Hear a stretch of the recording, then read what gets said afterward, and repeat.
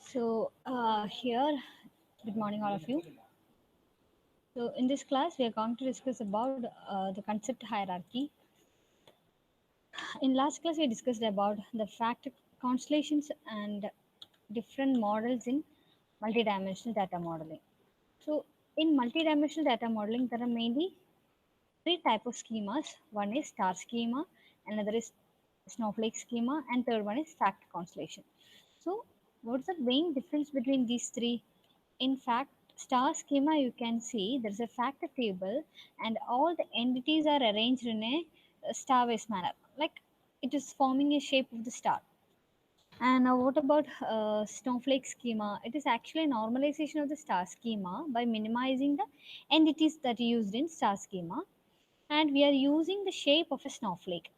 So here you can see a sales fact table and different snowflakes like time entity, supplier, client, item, location, and other measures are arranged in a snowflake manner.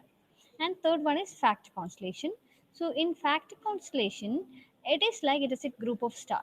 Fact constellation means it's galaxy or a group of stars that is formed in the case of fact constellation. So these are the different schemas that we are using in multidimensional data modeling.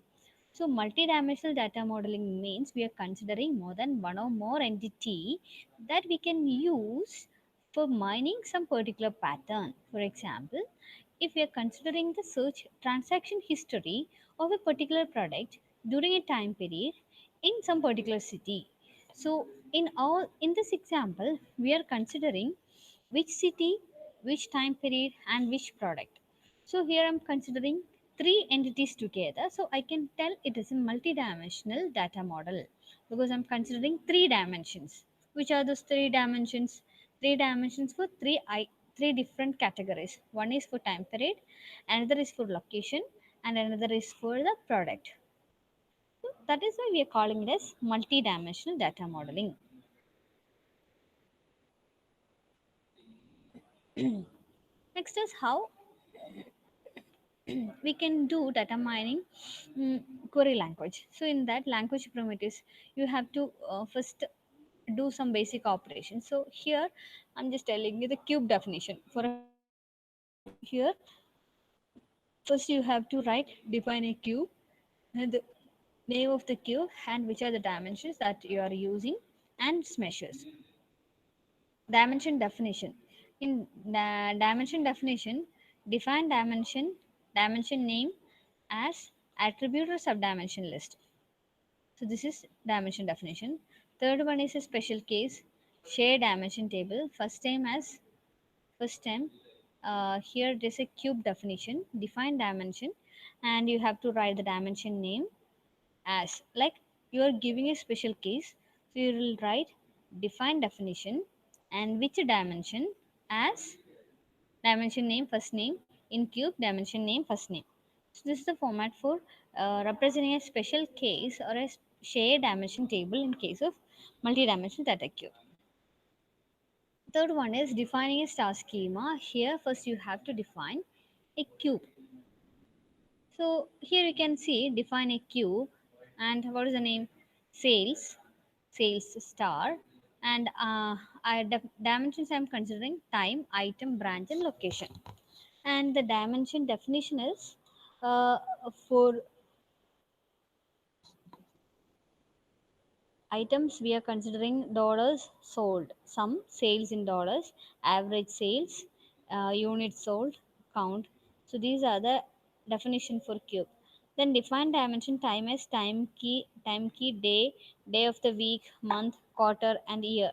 So this is the um, dimension definitions. Next is define dimension item as item key, item name, brand, type, supplier type, and all. Define dimension branch as branch key, branch name, branch type.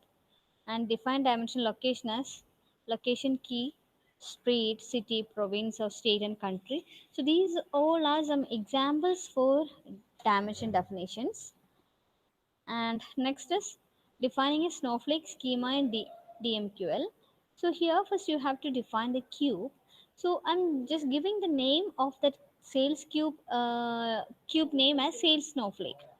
And dimension definitions I'm giving time, item, branch, and location. For each of this dimension, I'm defining the measures like dollar sold, average sales, unit sold inside that country.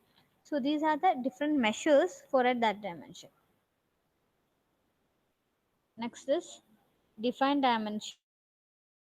Here,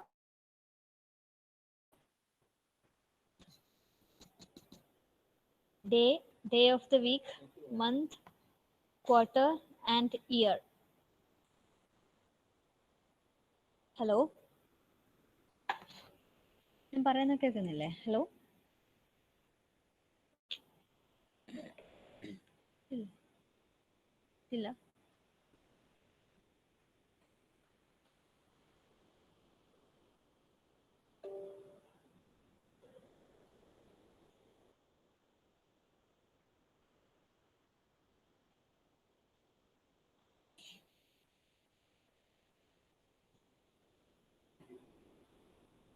And next one is defining a factor constellation in DMQL. So here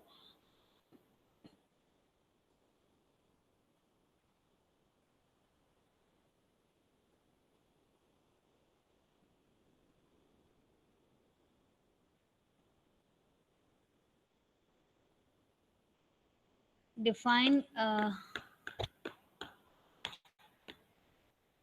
defining factor constellation in DML. So here define a cube, define the dimension, and define dimension item as cubes in sales, uh, like that. So if I am representing different dimensions as a side of the cube, I have to represent all those items like which one is the time, which one is a coordinate for time, which one is a coordinate for item, which is a coordinate for location, like that. And for each of this location, I have to for each of this dimension I have to define the measures. Like if I'm telling about location, or if I'm telling about the time, different quarter time periods, that is a measure. Like that, I have to specify.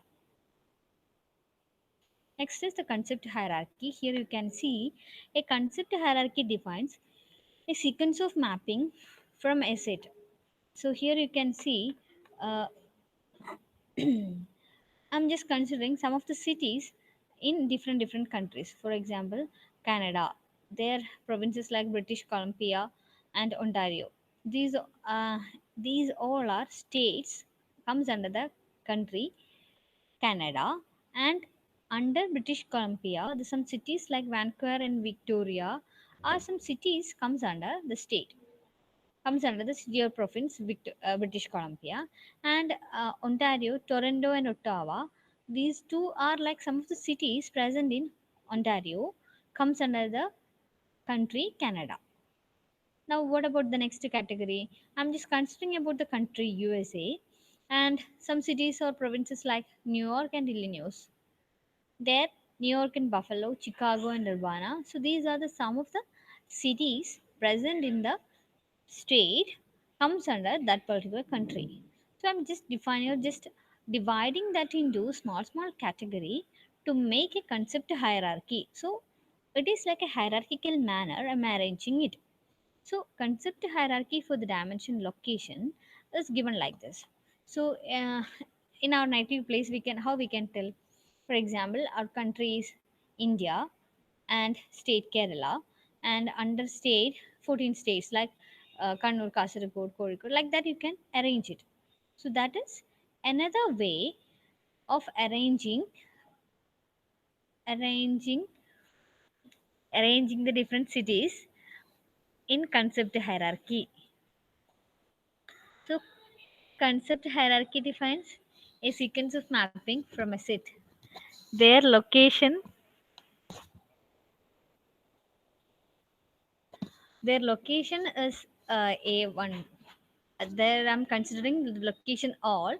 Instead, I'm just considering the two countries, and below that countries, I'm just considering some of the states, and under that state, I'm just considering few of the cities. That is the cases, that's the case comes under concept hierarchy. So I hope concept hierarchy is clear. So concept hierarchy defines a sequence of mapping from a set of cities. Next is OLAP operation. So online analytical processing is OLAP. Here it will consider historical data like current transaction data will be given by OLTP, online transaction processing. So and rest of the operations, that means previous historical data that are transactional history for the past 5 years, or the product is sold during the last 10 years. So all this data will be given by OLAP, that means online analytical processing.